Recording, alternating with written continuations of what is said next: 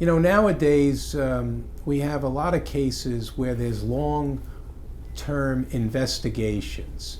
So particularly with white-collar cases, and those are cases that could involve sales tax evasion, people collecting disability benefits that they're not entitled to collect, and they've usually committed some type of fraud on the application process, and they could be collecting benefits for many years, and at some point an investigation is conducted. Either there's a random check, or you have a problem with someone that knows you're doing something and they, quote, rat you out, and now all of a sudden there's an investigation.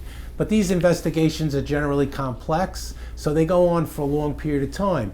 And during the time that the investigation's going on, you may find out that there's something going on, either because you see a vehicle parked in front of your house that you never recognized before, or someone's following you around, or they're requesting paperwork from your bank or some other place, or someone calls you and says, "Hey Joe, I just got a call from someone at the police department asking me about you and whether you're able to go to work or not," and things like that. So you can find out about the investigation usually before they've completed the investigation. And in those types of cases, what you want to do is you want to get an attorney involved as soon as possible. Because if they're doing an investigation and they're expending those kinds of resources, the likelihood is that they're going to probably find that you've done something wrong. And you're in the best position to know whether you've done anything wrong or not, okay? And if you have nothing to worry about, that's fine. But like I tell most people, if they're investigating you, chances are there's probably something that you've done wrong. And I say to most people that, there for the grace of God go I. And I use an example that clients tell me all the time, Mr. Aiello, why'd they arrest me? There's everyone else out here doing the same thing that I'm doing. Why didn't they get caught? And I use an example and I tell them, look, everyone speeds on the highway. The speed limit's 55 miles an hour and everyone's going by at 60, 70 miles an hour. But they can't pull over everyone. So, it was your lucky day. They got to pull you over, they caught you, they pulled you over. And so now you have to be proactive. And what you need to do is you need to protect yourself. And you need to get an attorney who's experienced to handle those types of cases, depending on the type of case that it is. And that attorney will probably then want to speak to you, interview you, get all the facts. Very important that you tell him everything about what you've done, the good, the bad, and the ugly, so that he is in a position to give you the advice that you're going to need to deal with that case. Because that investigation may continue for weeks or even months after you've already retained an attorney.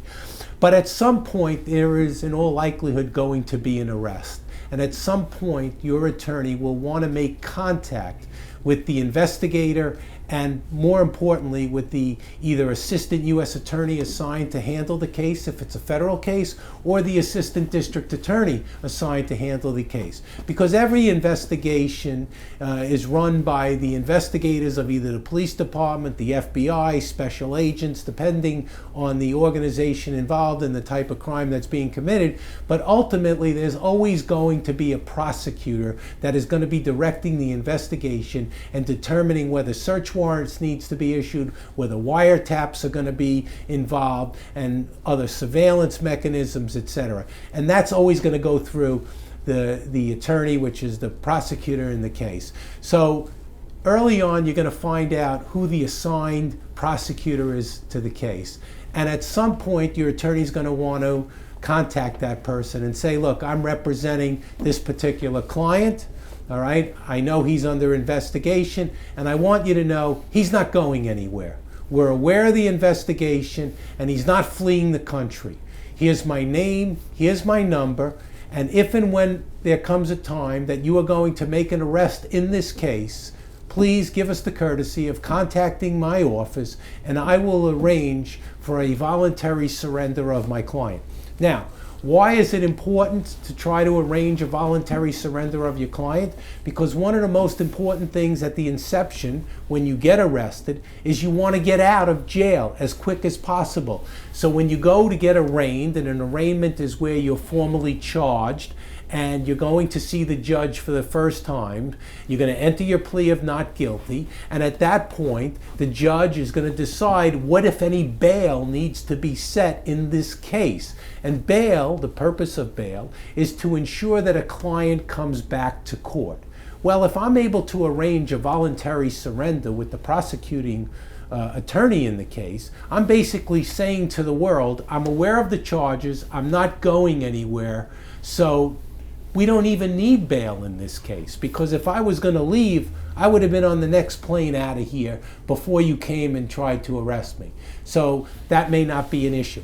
So sometimes you can arrange a voluntary surrender, and if you can, that's a great thing. Sometimes you can arrange it, but the prosecutors may want some bail, even though you're voluntary surrender. It may be a kind of case where it's a fraud involving multiple millions of dollars. They have a strong case, and they're afraid that when they announce the charges to you, you may not have realized how bad it looks for you. And so now that you found out, they'd be like, well, he didn't flee before because he didn't know how bad the case was. Now that he knows the charges are really bad, he wants to get on a plane and take off.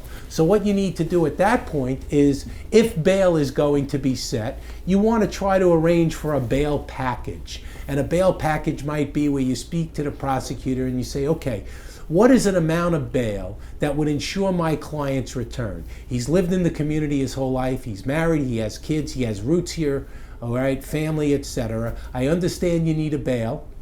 He owns his own home, all right? Let's see if we can agree on a bail package. And the advantage of having a bail package is when I go to court for that first time, I will have already been in touch with a bail bondsman or a person that's going to post the bail in cash for him. So I will know that by the time that case gets called, I've already lined up everyone so that he's going to go before the judge, and right after he sees the judge, within minutes, he's going to get out of jail. And that's very important, because if we can get a client out of jail, we're much easier to defend the case with a client who can come to my office and review the documents, as opposed to a client who's going to be in jail on a bail he can't make, and now I've got to go over there with boxes of material and sit in a little cubicle to try to review the case.